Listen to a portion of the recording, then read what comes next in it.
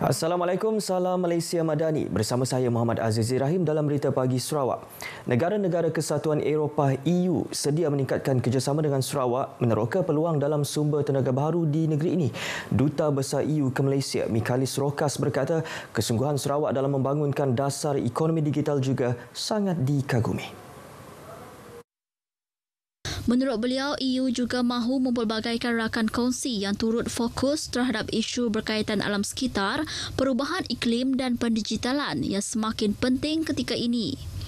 Sarawak katanya mempunyai usaha yang sama untuk memanfaatkan potensi besar dalam sektor hijau dan ketika ini menuju ke arah penggunaan bahan api penerbangan mampan. We had excellent discussion, excellent exchanges. This is definitely not a one-off. This is something that we are going to follow up very energetically with the ministries in Sarawak and the various agencies. And we have a concrete plan in these 3-4 areas that I just mentioned to move ahead.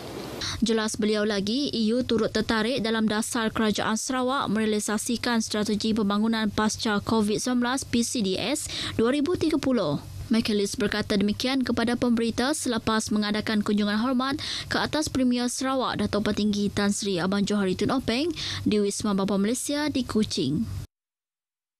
Timbalan Premier Dato' Amar Douglas Uga Embas berpuas hati dengan respon yang dipamerkan pasukan penyelamat dalam menghadapi banjir kilat yang berlaku di beberapa kawasan di bahagian Kuching semalam.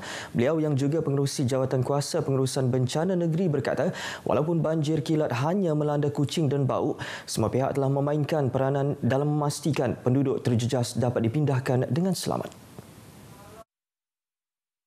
Baras memang kita kawal selalu.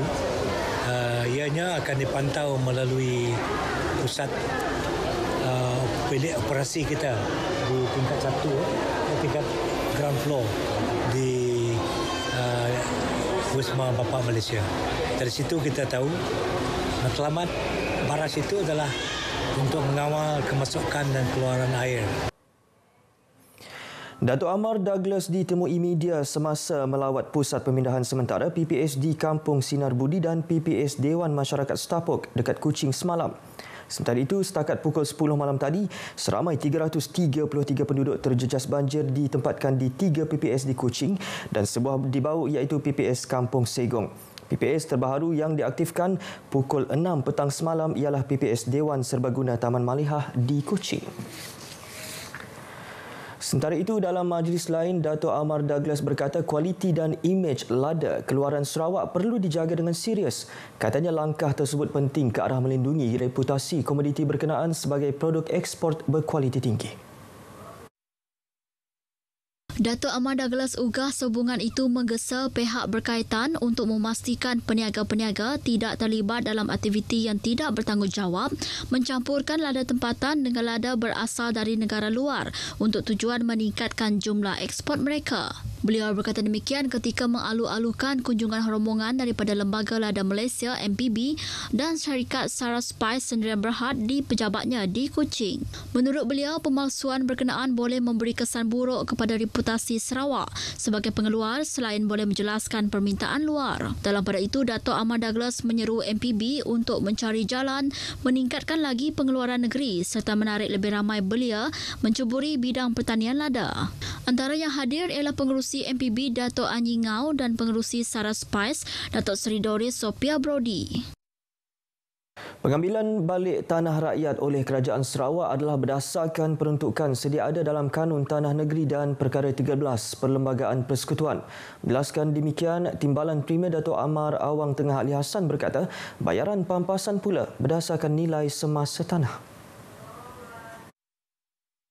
Katanya langkah pengambilan balik tanah rakyat hanya bertujuan untuk melaksanakan program-program pembangunan bagi kegunaan awam. Ia adalah usaha untuk meningkatkan ekonomi, kesaling hubungan dan kesejahteraan rakyat.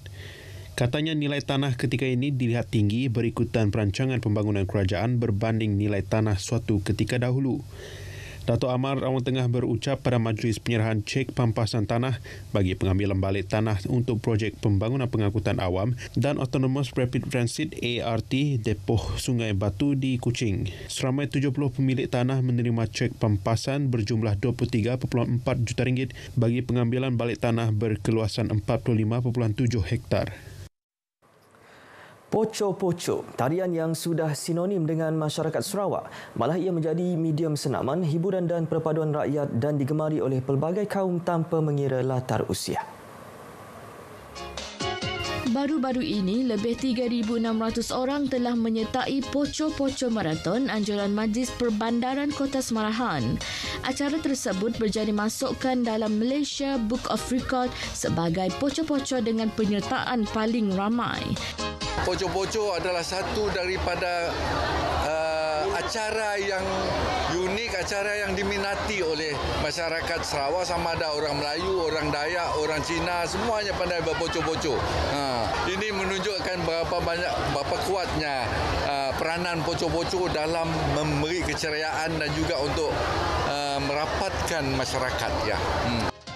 Acara berdurasi sejam itu berjaya mengumpulkan peserta yang berusia dari 6 sehingga 70 tahun. Poco-Poco ni merupakan satu favourite dan kita melihat Poco-Poco ni, grup Poco-Poco ni memang ada di setiap kampung. We try to gather them. Kita coba kumpulkan mereka dalam satu occasion, bukan saja untuk orang kata satu kemeriahan, satu suasana yang menarik, tetapi dalam masa yang sama dapat orang kata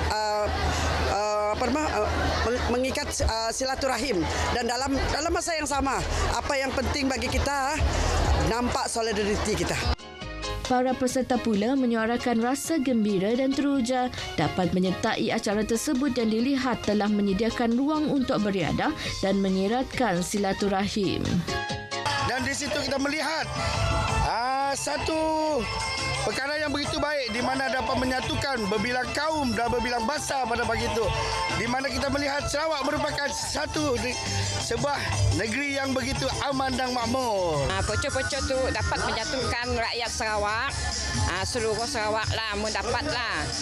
Lepasnya tarian sama serentak, lepasnya seirama lah semualah. Menandakan orang Sarawak bersatu padu. Si ada tingkah apa namanya, berkelahi apa semualah.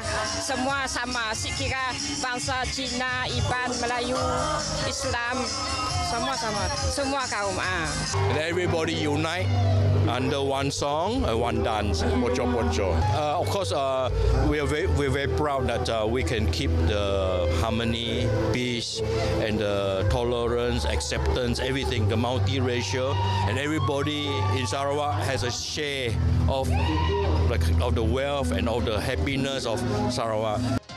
Serumpun bagai serai sesusun bak sirih, begitulah peribahasa yang mencerminkan masyarakat di Sarawak yang telah lama mengamalkan hidup saling mafakat dan tidak berpecah belah. Sama seperti Poco-Poco yang mementingkan keseragaman dan keharmonian gerak tarinya. Berita Pagi Sarawak berakhir di sini. Seterusnya ikuti Stadium RTM selepas ini untuk perkembangan sukan tanah air dan antarabangsa. Dari sungai hingga segara, Palestin pasti merdeka.